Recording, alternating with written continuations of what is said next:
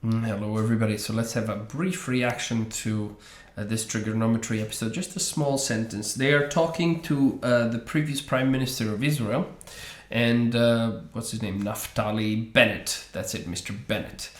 And presumably, potentially, the future Prime Minister of Israel, apparently. And Francis just asked him a question, and that question is, what about this war being protracted for so long? Isn't there a risk that it increases the level of anti-Semitism in the world? Let's see what Mr. Bennett has to say to that particular question. He's already answered part of it. He said basically that there's an understandable level of anti-Semitic sentiment growth within the area, particularly because the optics look terrible when the Israelis are bombing buildings in the Gaza Strip. But so let's see what he has to say, because there's a second bit he adds, which I thought was quite amusing, so I want to talk about that. To deal with that, and if you want to talk about the future of Gaza, ultimately, we don't want to I don't want to govern Gaza. I don't want to occupy Gaza. We just need our security, but we do need to ensure something we didn't do in the past, which is to stop the brain poisoning of the younger generation. Both the brain poisoning of the younger generation. Ooh, this should be interesting. Let's see.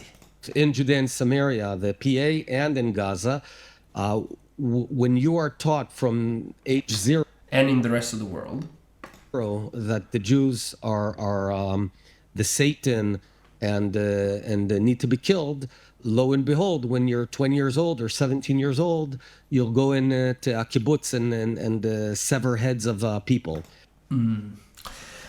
So, what about, let's see if you can picture the scenario, Mr. Bennett. What about when, for about, what should we say, 2-3 generations, possibly?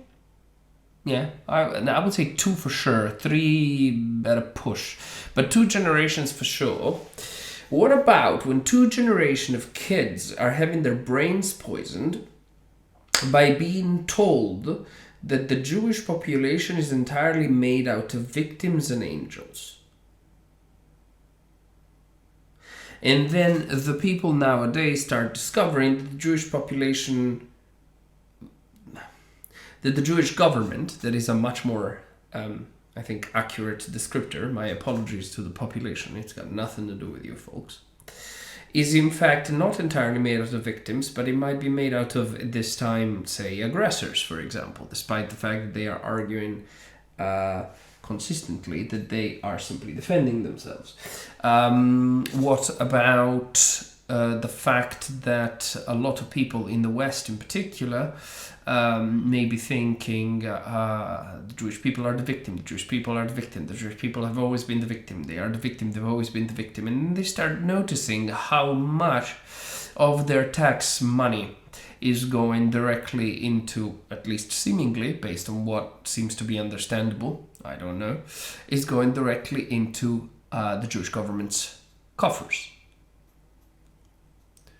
Out of reparations, out of The non-nuclear proliferation applies to everybody in the Middle East except for tiny little Israel, which seems to be rather keen. They're victims, always victims, absolutely. Oy vey, weist mir, or however you say it. It's all very sad, isn't it? Right. What happens? What would we call this type of propaganda, which is starting to shed away from people's minds, potentially in the West, and the people in the West are becoming increasingly irritated on a bipartisan level, which I think is very interesting. Because you've got what people call left, or other people call liberals, they are neither probably, what I like to call the collectivists and the idiots, them, basically the communists, them, they are clearly anti-Israeli because they're pro-Palestine.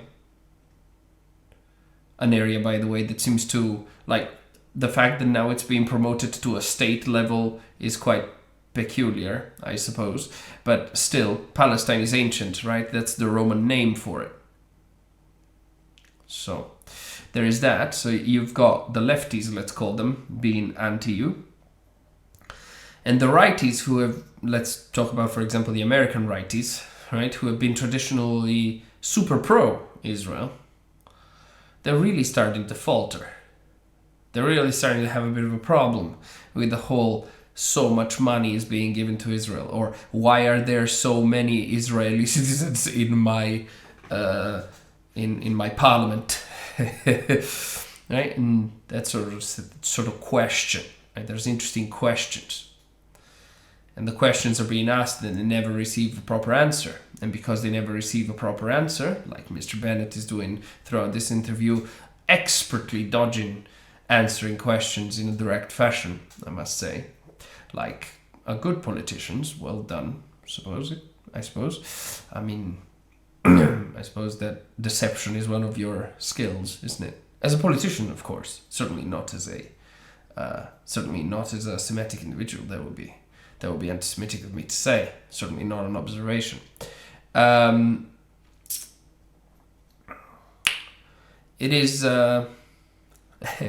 it is a little bit peculiar. What will happen? Because that was the question. The original question from Francis was, how do you feel about the growing anti-Semitism that is bubbling, and it's bubbling all over the place? He didn't answer about the world. He answered locally, which is convenient. I'm not sure. I'm not sure what will happen. Which is a massive shame, because obviously the people will be hurt by government activity as per usual. As it always happens everywhere. Wherever there's all these conflicts, etc., there's a terrorist group or this or that, the other, Most people of all kinds tend to be fairly pacific and tend to coexist generally peacefully, more or less. Of course, save for the absurd situation with the migration patterns in the West that are so aggressive and unwelcome. So it generates all sorts of discomfort, I suppose is a euphemism, but let's go with that word. I don't know. Who knows? The anti-Semitism is growing. We need to stop the burning poison. Yeah, but I think there's a heck of a lot of resentment that will bubble up once the previous poison receives a partial antidote and the eternal victim doesn't turn out to be so much of a victim. And everybody who thought that they were is starting to feel a bit resentful for having given who knows how much of their lives for that lie, or what is now perceived as one. Well, I suppose you guys are really big fans of history repeating itself. You and your prophecies. Well, this is a pain in the backside. I have edited this and attached it to the previous thing. Sorry about that. Yes, but editing is irritating when it comes to this. But later he talks about the global problem, and it's actually quite interesting. So he touches on the fact that the protocols of Zion back in the day spread like wildfire, despite the fact that there was no social media. So he's sort of dancing around this issue, and now he's going to say something I think is absolutely fascinating. I saw Tucker Carlson at the Charlie Kirk funeral, and he was peddling, insinuating. He talked about basically the folks who killed Jesus 2,000 years ago. Who were they, pray tell? I don't know. And created some sort of analogy. Was it the ones that Mel Gibson talked about in the film The Passion of the Christ? Was it them? If I recall correctly, Mel Gibson had a really bad time after releasing that film, despite it being very, very successful. I'm sure some people who were there may recall the fact that he had then been pilloried all over the place and then had to slowly crawl back up. I don't think he ever conceded or accepted or essentially stated being wrong, but I'm pretty sure it was a really rough way back into acting and filmmaking for Mel Gibson. He was really attacked because essentially he exposed that the Jewish people or the Jewish government at the time apparently would have killed Jesus. That was a no-no. But now it became known apparently, and Bennett is telling us here that, Tucker Carlson was referring to the Jews when he was explaining how things have happened for Charlie Kirk. So he's doing a parallel. So he plays a very thin line. So you said, I didn't talk about the Israelis. I didn't talk about the Jews, but That's right, he didn't. You did. You actually did. Oh, you did? And you meant exactly what I understood you meant is you were sending the dog whistle. Did we? The good thing is that the chaps actually put the video of Tucker Carlson speaking. This is gorgeous, this bit. That's why I decided to actually go against my rules and edit this in, because it's great. Right? So, to clarify for anybody who's not understanding, Bennett is accusing Tucker Carlson of essentially making a parallel between the death of Charlie Kirk and the death of Jesus, which he is. And that because the Jews killed Jesus at the time, the Jews now killed Tucker Carlson. Nice. Charlie Kirk, sorry. The Jews now killed Charlie Kirk. Which he never says. But this chap over here, Mr. Bennett, seems to just completely happily essentially assert in the same way as he just accused Tucker Carlson of doing it on the sly. Right? Meaning, so you can't say Bennett just accused Tucker Carlson that Tucker Carlson has pointed his finger at the Jewish people. Well, I'm so annoyed that there's no word to separate the evil people that control everything and the people. I can't. And this is for every country, and every people. Anyway, let's call it the government. Okay. This is really bad stuff. It's bad and we stuff. have to call it out for what it is. You've got to you lying piece of scum. Right? Because he just said it was a dog whistle. You're now dog whistling. You're calling it out, but not committing. So if anybody accuses you of you have said publicly that Tucker Carlson has said the Jews have killed Charlie Kirk, it's not true. You will then say, I never said that. And you're accusing him of the same thing. Mwah!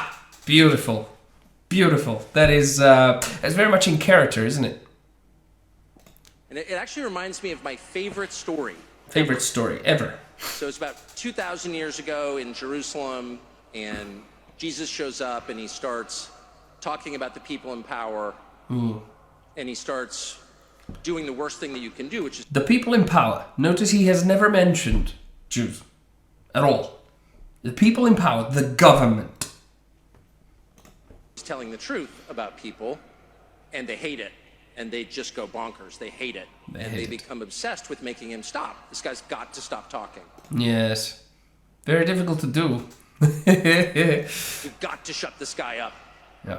And I can just sort of picture the scene in a lamplit room with a bunch of guys sitting around eating hummus, thinking about what do we do? Whoa, guys, they were eating hummus? That must mean they're Greek. Or, oh no, it can't be that. Anyway, sorry, it was such a detail, I wanted to touch on it. That's what the other guy does. Okay? About this guy telling the truth about us. We must make him stop talking. And there's always one guy with the bright idea, and I can just hear him say, I've got an idea, why don't we just kill him? That'll shut him up. That'll fix the problem. Yeah, well, that led to a fairly big religious movement being built and being very successful throughout the world until it decided to commit suicide in our time. Bear in mind, I'm not a believer myself, but this seems to be the historical an historical fact.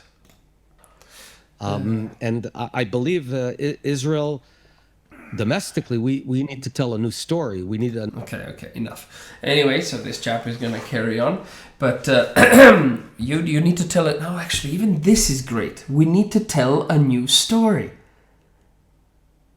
So how about you tell the story that's truthful?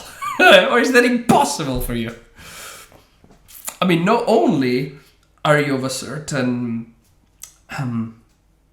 genetic persuasion. Persuasion is obviously the wrong word, but whatever. I'm trying to dance around this, right? You're also a politician, which makes you the biggest liar that has ever lived by default.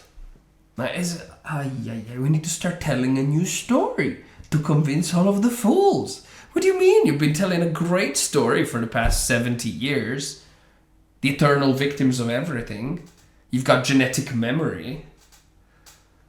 You're all survivors of the H word. Like there has never been any other massacre ever, anywhere, for any reason conceivable of civilians or business people or whatever. Because you're special, right? You've always been special. Keeps happening, just cyclically. Just keeps returning, mate. Don't know why you do it. You could just leave among everybody else and just chill, but no, that's not how you roll. And even now, you're accusing a man who said something very specific. See, the advantage of the English language is it's very, very plain. The English language is an extremely enjoyable language because it is not. Its propensity for sophistry is relatively low, because of how easy to grasp it is by everybody. You need to start using Latin and Greek origin words in order to start discombobulating people. Okay?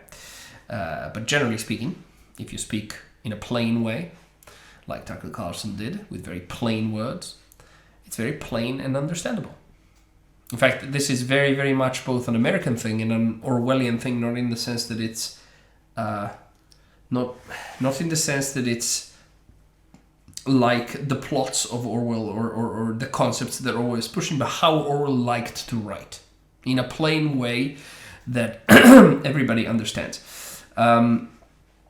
Which is, I believe, one of the reasons why his novels are so important and popular. But setting this aside, right, Tucker Carlson was speaking very, very plainly. Right? He was just saying, this is a story. It reminds me of that story. And of course it does. Charlie Kirk was speaking to everybody in a way he wanted to. And he was killed because of his speaking. And everybody agrees with this, whether they're on his side or opponents to him, right? He was guilty of hate speech, according to the retarded communists. And he was speaking truth to power according to his facts. Right? Or even according to the rightists who didn't like him, he was too obscure in his speech. But we're still talking about speech. Charlie Kirk was a peaceful man. Just like Jesus. That is the analogy, right? And whoever wanted him to shut up has killed him. At the time, it was the government. The government at the time, as Mel Gibson connected the dots, was the Jewish government. There's no other connection, which you guys, by the way, fought against tooth and nail when that film came back. And now that has actually stuck, you're, as you said so eloquently, changing your story to accept that fact. Or non-fact, who knows? So slimy. You're so slimy, Mr. Bennett. But that's alright. There's nothing I can do about your sliminess. Ugh.